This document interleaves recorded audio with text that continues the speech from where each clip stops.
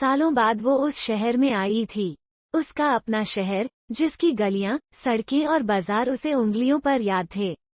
उस दिन बाजार में अचानक बगल वाले अमित अंकल मिल गए थे।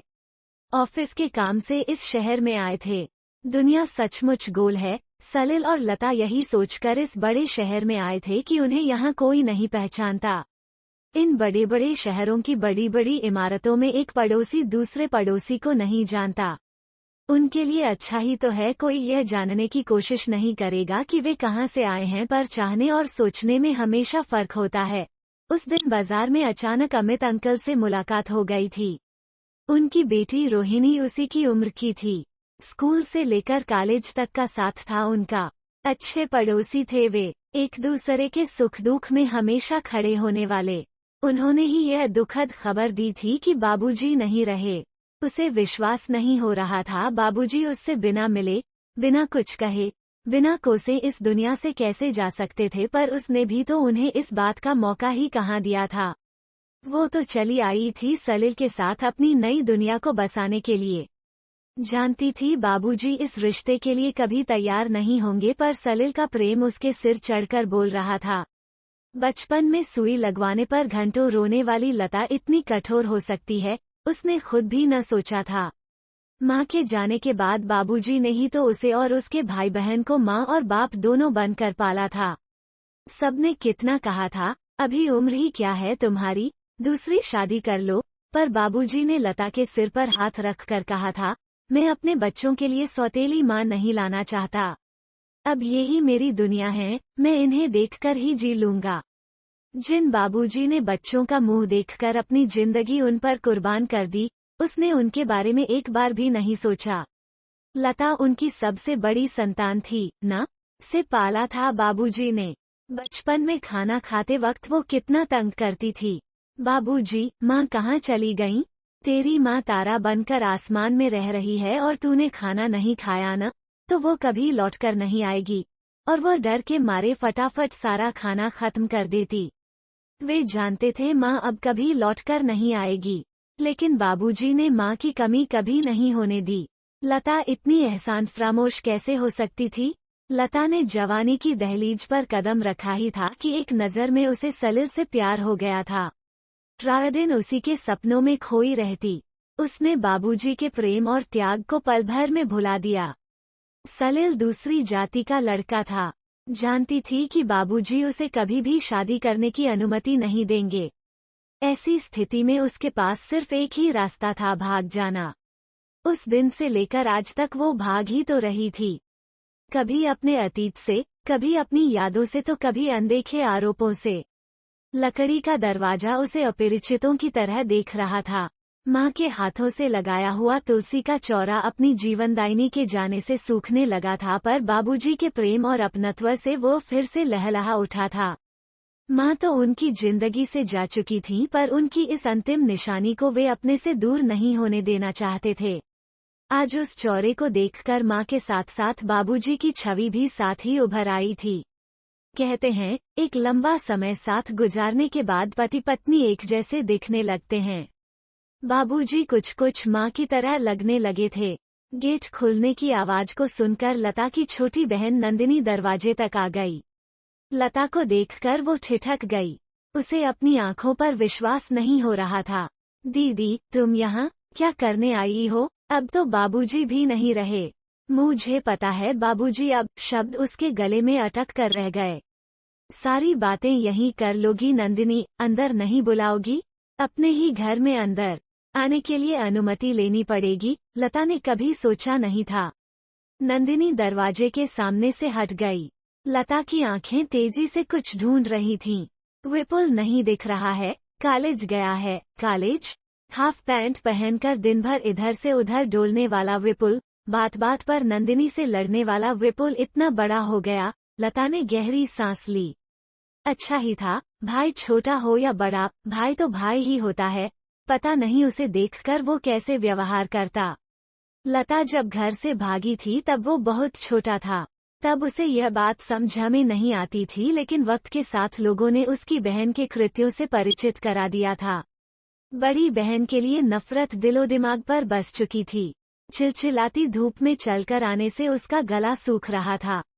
कमरे में सन्नाटा पसरा हुआ था। पंखे की आवाज के अलावा कोई आवाज नहीं आ रही थी। लता को बैठे बैठे काफी देर हो चुकी थी। क्या एक गिलास पानी मिलेगा?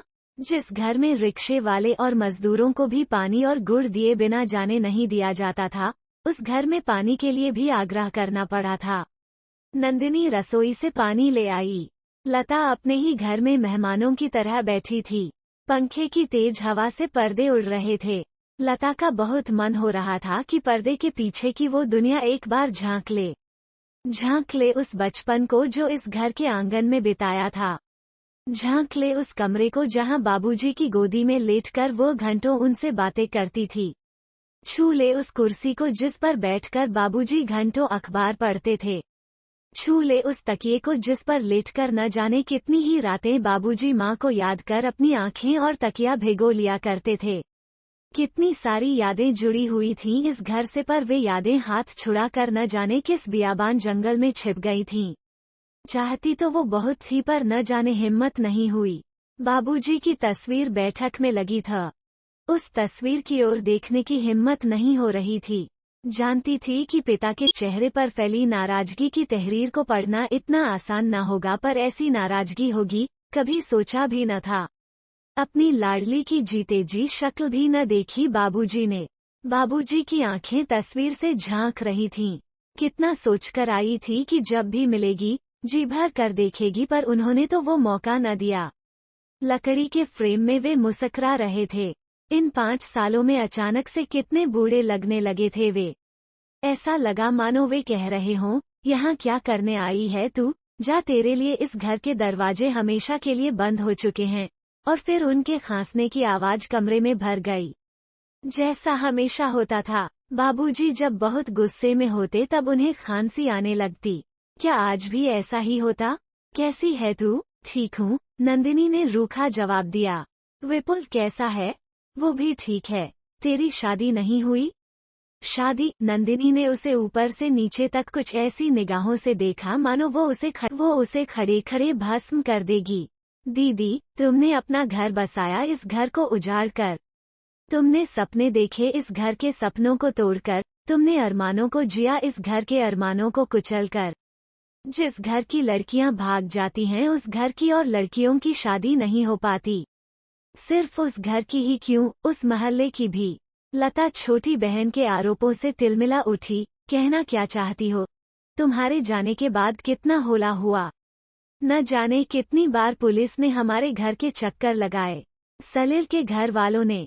जीजा जी, सलील तुम्हारे जीजा हैं। नंदिनी, यह बात मत भूलो, और उनके घर वाले तुम्हारी बहन की ससुराल वाले हैं, लता ने सख्ती से कहा। नंदिनी का चेहरा भावहीन था, फिर भी बोली, जिस रिश्ते को बाबूजी ने स्वीकार नहीं किया वो मेरा कुछ भी नहीं। तुम तो चली गईं अपनी दुनिया बसाने, पर बाबूजी को न जाने कितने आरोप झेलने पड़े। विन माँ की बच्ची थी, कोई देखने वाला नहीं था। क्या कॉलेज में आजकल यही पढ़ाते हैं? तुम्हारे जाने के बाद इस मोहल्ले की जितनी भी लड़कियां थीं उनकी जल्दी जल्दी शादी कर दी गई। सभी को डर था कि जब लता इस तरह का कदम उठा सकती है तो उनकी बेटियां भी कुछ भी कर सकती हैं। रोहिणी दीदी की भी शादी हो गई। रोहिणी, वो तो नकुल से शादी करना चाहती थी। वो तो उसी की बिरादरी का था। अमित अंकल ने उनकी एक नहीं सुनी। अंकल जी ने पास के ही शहर में उनकी शादी कर दी। दीदी, जो लड़कियां अपने घरों से भाग जाती हैं वे सिर्फ अकेले नहीं भागती, वे भागती हैं अपनी माँओं के सुकून और संस्कार को लेकर। वे भागती हैं अपने पिता के सम्मान और परवरिश को लेकर, अपनी छोटी बहनों और आस पड़ोस की लड़कियों के अनदेखे भविष्य को लेकर। वे भागती हैं परिवार में उनके प्रति विश्वास और आज़ादी को लेकर। वे भागती हैं अपने भाई, परिवार और कुल की इज्जत को लेकर। प्रश्नवाचक चिन्ह।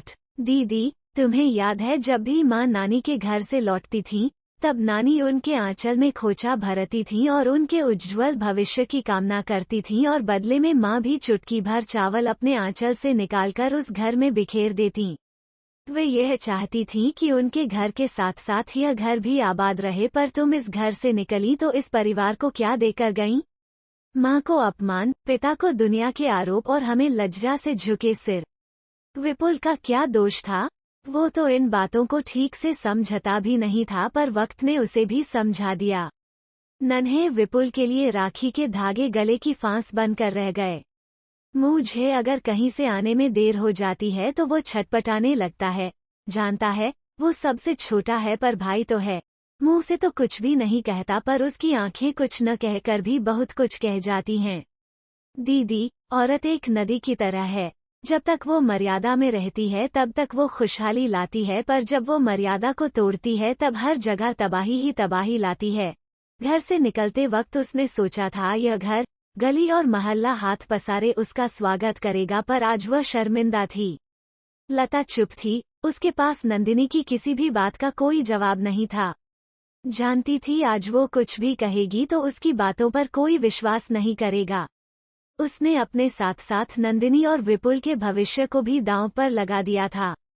बाबूजी तो आज मरे थे, पर जीते जी तो वे कब के मर चुके थे। जीते जी वे आरोप और अपमान का जहर पीते रहे। जहर का भी अपना हिसाब किताब होता है। मरने के लिए थोड़ा सा और जीने के लिए ज्यादा पीना पड़ता है। सलील के साथ भागते हुए सोचा तो यही था कि वे कहीं दूर चले जाएं। दूर, इतनी दूर जहां पर दुनिया का कोई गम न हो, पर आज वो दुनिया के लिए लता नहीं बल्कि भगोड़ी थी। पर क्या सलील के साथ भी ऐसा ही हुआ होगा? क्या उसके घर और मोहल्ले वालों ने भी उसे माफ नहीं किया होगा? क्या उसके साथ के हम लड़कों की भी शादियां कर दी गई होंगी? क्या किसी ने सलील के पापा को भी दुकारा होगा कि जब सलील भागकर शादी कर सकता है तब मोहल्ले का कोई भी लड़का ऐसा कदम उठा सकता है?